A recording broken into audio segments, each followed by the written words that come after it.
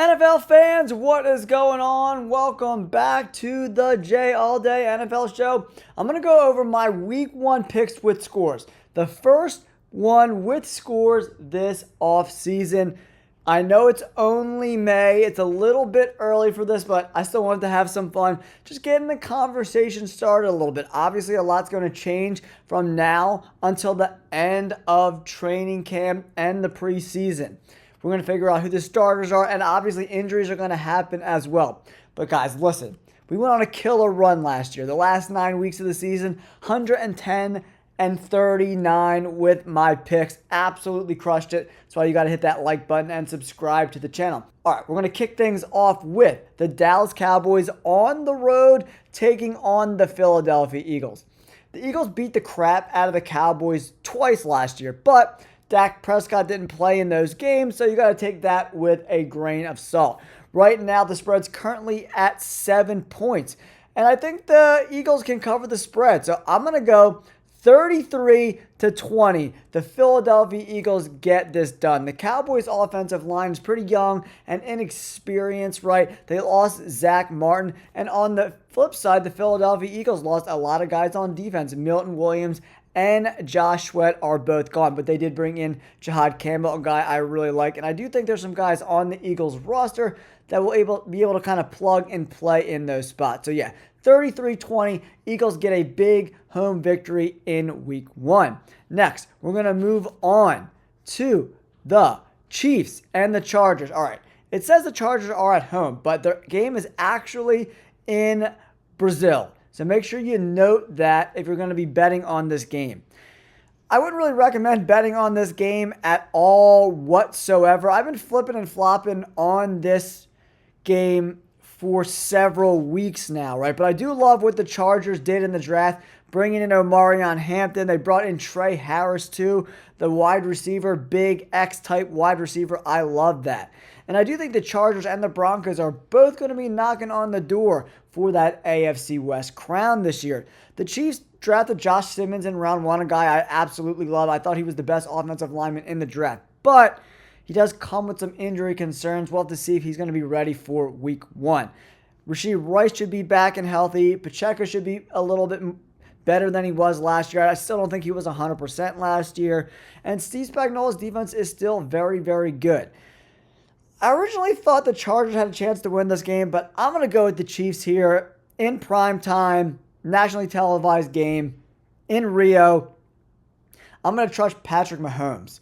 And I'm going to go close game, 27-24 Chiefs, and it's going to be a push on the spread, guys. Chiefs get a big W here. This is another interesting game. Giants at the Commanders. I love what the Commanders did in the draft, bringing in Josh Conley Jr. This offseason was really, really great for the Commanders, right? They brought in Deebo Samuel, another really talented offensive weapon. They brought in Laremy Tunsil from the Houston Texans to play left tackle. That's a big deal. The Giants had one of the best drafts in all of the NFL, guys. They were unbelievable with the draft this year, bringing in Abdul Carter, Cam Scatterbo, guys I really, really like. They also drafted Jackson Dart, who's not going to play in week 1. It's probably going to be Russell Wilson. But they also got Darius Alexander, who's going to, I think, earn a lot of snaps on that front 7. Big, long arms. I am concerned about the Commanders' secondary for sure. But I don't know if the Giants' offense has enough firepower to keep up with Jaden Daniels. I think this game is going to be a lot closer than people think. I'm going to go 27-23. Commanders get the W, but they do not cover the spread. I think with Russell Wilson, Malik Neighbors, Cam Scatterbo, that is a very powerful offense, man. And Russell Wilson doesn't really turn the ball over a lot. So I think it's going to be a pretty close game in my opinion. Okay, now let's move on to the Bengals and the Browns.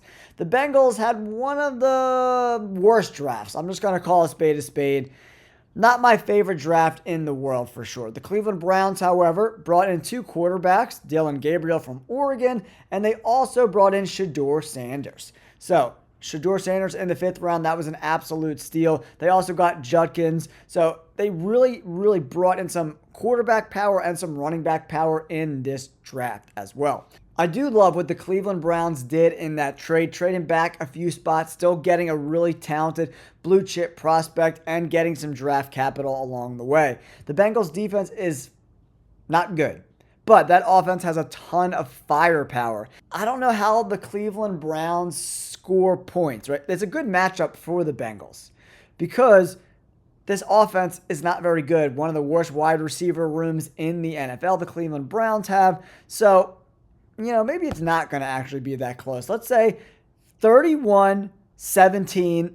Bengals get the W and cover the spread. Next up, NFL fans, we have the Arizona Cardinals and the New Orleans Saints. The Saints lose Derek Carr to retirement, and the Cardinals bring in Josh Sweat in free agency and have a killer draft. Walter Nolan with the first pick, probably the best D lineman in this draft. Then they get Will Johnson, who, in my opinion, is the best cornerback in this draft in round 2. Some injury concerns. He's had a slew of injuries over his career. Hopefully he can get healthy and stay healthy. I like the Cardinals to dominate. Did you guys see Marvin Harrison Jr.? Dude looks freaking yoked. I'm going Cardinals in a blowout. 35-13. Cardinals dominate the Derek Carr-less Saints in this year's home opener for the Saints. All right, now we got the Raiders and the New England Patriots, right? So, the Raiders get Ashton Genty. What an incredible pick. I love bringing in Pete Carroll. I'm not the biggest fan of Chip Kelly, so we'll have to see how that goes. He's already trying to tweak with Genty. He hasn't even had one snap yet, so I don't know. I'm not a Chip Kelly guy at all whatsoever. Patriots had a great draft. Will Campbell, Trevion Henderson, Kyle Williams, Jared Wilson in the 3rd round, the best center in the draft. Kind of protect Drake May with Campbell and Wilson. And then they got some weapons. Trevion Henderson, a guy I absolutely love, a true 3-down back, and Kyle Williams, who kind of went under the radar until the last few weeks of the draft. I love him. Great player. But I just think the Raiders have a better overall roster right now. The Patriots also brought in Milton Williams to shore up that D-line, brought in Matt Collins, but this is still one of the weaker wide receiver rooms in the NFL, in my opinion. And the Raiders have a pretty good defense led by Max Crosby. So I think the Raiders win this game on the road in a close one, 24-21. The Raiders get it done, guys. NFL fans, now we're going to move on to the Tampa Bay Buccaneers on the road, taking on the Atlanta Falcons. The Falcons did a great job shoring up the edge defenders in this draft, bringing in James Pierce Jr. and Jalen Walker, right? One of the worst teams at getting after the quarterback last year was the Falcons. The Buccaneers surprised a lot of people drafting wide receiver Emeka Egbuka out of Ohio State. That wide receiver room is looking nasty right now, right? I think the Buccaneers win this game and cover the spread pretty easily. That's a great bet for week 1. For the Buccaneers to cover that 2.5-point spread. I think they could absolutely cover it. I'm going to go 28-20. The Buccaneers get it done on the road. I think a Todd Bowles defense is going to be tough for a week 1 Atlanta Falcons team. Michael Penix getting his first day 1 start of his career. I'm going Buccaneers, guys. Now, let's move on to the Carolina Panthers versus the Jacksonville Jaguars, who made the craziest move of the draft, moving up and taking Travis Hunter. It looks like he's going to play a lot of offense for the Jaguars, pairing him up with Brian Thomas Jr., the wide receiver from LSU, who had a great rookie season last year. Bryce Young had an incredible second half of the year. They went Tedoroa McMillan in round 1 to really give Panthers quarterback Bryce Young some freaking weapons, right? But I just think the Jaguars, especially at home, are just a little bit better of an overall roster right now. I think the Panthers defense is still going to struggle to stop guys. They were one of the worst defenses in the NFL last year. So I'm going to go Jaguars winning a close, kind of boring game. 21-17. The Jaguars get it done over the Panthers. Pittsburgh Steelers taking on the Jets. Pittsburgh Steelers, as of right now, still no Aaron Rodgers. Looks like Mason Rudolph will get the start. Justin Fields leaves Pittsburgh. Now he's the quarterback of the Jets. I like what the Jets did in round 1, bringing in Armand Membu to be paired with Olu Fashanu on the left side. So they have 2 bookend tackles for the foreseeable future. They also drafted Mason Taylor in the second round, the tight end from LSU. excellent player, young guy, but I think he's going to turn into an excellent tight end at the NFL level. The Pittsburgh Steelers, they didn't have a second round pick, right? So I don't know, man. I don't know how this Pittsburgh Steelers team scores points, man. I think it's going to be a really, really close game, but that defense is so good. And do we trust Justin Fields and Mason Taylor and Garrett Wilson to score points against a very talented Pittsburgh Steelers defense? I think that's what the Steelers are going to want to do. It's going to be a close game, low-scoring game, 17-14. Pittsburgh Steelers get the W. Alex Highsmith, TJ Watt are going to get after Justin Fields, and they know his tendencies. Mike Tomlin and this defense, they know what Justin does well and doesn't do well, so that's why I like the Pittsburgh Steelers to win and cover the spread. Now, we got the Miami Dolphins taking on the Indianapolis Colts. I thought the Miami Dolphins probably had the worst draft, in my opinion. They went Kenneth Grant in round 1. I thought that was a reach. Then they went Jonas Savinier in the second round. No third and fourth round picks. And then if you look at the Colts, they went Tyler Warren, JT Tuimoloau, the edge from OSU. Then they went Wally, the cornerback from Minnesota, and Jalen Travis, a offensive lineman that I like from Iowa State. Tyler Warren's going to be huge for that offense, whether it's Anthony Richardson or Daniel Jones. And they also drafted Riley Leonard from Notre Dame in the 6th round. I just think the Colts are a better team, a better roster. I think that defense is going to take a step forward this year. And the Dolphins are like, they might have the worst secondary in the NFL, especially if they trade Jalen Ramsey, who doesn't want to be there. Holland left, so it's like, I don't know. I just don't see how the Miami Dolphins win this game on the road. They still have a very high-power offense with Tua, Tyreek Hill, Waddle, and the running game's still really explosive as well. But this game is probably going to be close. I do like the Colts and Shane Steichen getting that tight end, Tyler Warren from Penn State, to really help these intermediate routes, right? Anthony Richardson is not a very accurate quarterback, so there's like 12 to 15-yard routes need to be available for this roster and offense to be successful, right? I think Tyler Warren does that. So I'm going with the Colts to win a very, very, very close game. I'm going to say 26-23, last-second field goal projects the Colts to victory, guys. 26-23, Colts get it done at home. Titans at the Broncos. The NFL did the Titans no favors at all whatsoever.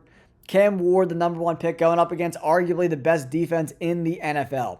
The Denver Broncos added to that defense, right? A lot of people thought they were going to go Omarion Hampton in the first round, but they did not.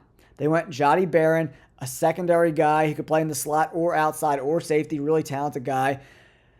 This defense is going to be extremely stingy, pairing him up with Pat Surtain. OMG. I think the Broncos win in dominant fashion. 28-10, Broncos blow out the Titans in week 1.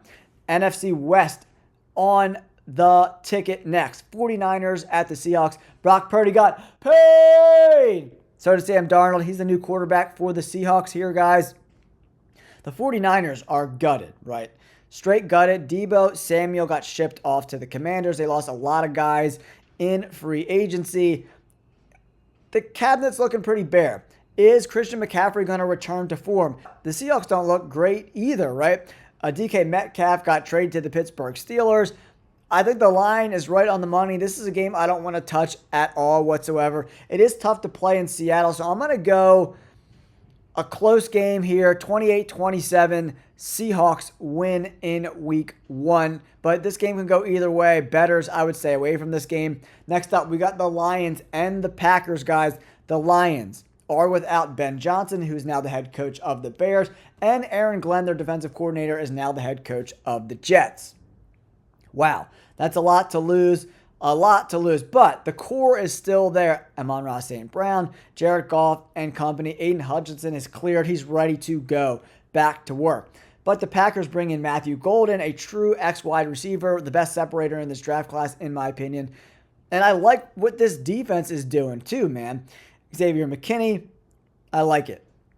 Edge Cooper, I'm going Packers to win this game. A close game, maybe a little bit lower scoring than people are thinking. I'm going to go 23-20. The Packers get a home victory here. I think there's going to be some growing pains for the Lions early. If the Lions win on the road, I wouldn't be shocked.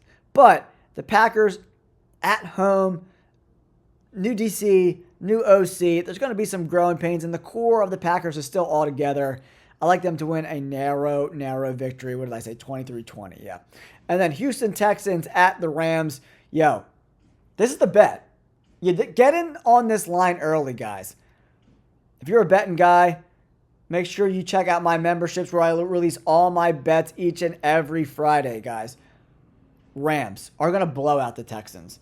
The Texans did a great job drafting wide receivers, bringing in Jalen Noel, Jaden Higgins. I love what they did there. But that offensive line, losing Laramie Tunsil to the Commanders, is going to be a work in progress all year long. Ugh, man. They're lucky they play in a weak division because I think the Texans are going to have some serious growing pains with the new additions to the offensive line, and who the hell is going to protect C.J. Stroud? I think the Rams have one of the best front sevens in the NFL, and they are going to get after C.J. Stroud in this spot. I think it's going to be a blowout. I'm going 30-17. Rams at home get a big win. Next up is my favorite game of the week, Ravens, Bills. It doesn't get any better than this, guys. The Buffalo Bills drafted one guy on offense. I think between both of these teams, they drafted one guy on offense in the first 6 rounds. It's crazy. Both of these teams went really heavy on defense. How do the Ravens get Malachi Starks and Mike Green? What is the NFL doing? Oh my goodness, guys. Mike Green, he might get 10 sacks this year, man. I'm not even fooling around.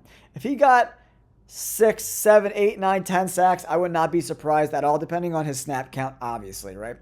The Buffalo Bills went Maxwell Hairston, the cornerback, early. Really did a good job bringing in Landon Jackson in the 3rd round. That was a really great pick, too. They did a really good job bringing in guys that could get after the passer in this draft. It's going to be a really close game, man. Another game I'm not really super interested in betting, but I like the Bills to win this game. I just think they're a better roster, a better team. And then the Ravens, Derrick Henry's a year older. How much longer can he be super productive? I'm not really sure. They only have they got Zay Flowers on the outside and Mark Andrews and Isaiah Likely.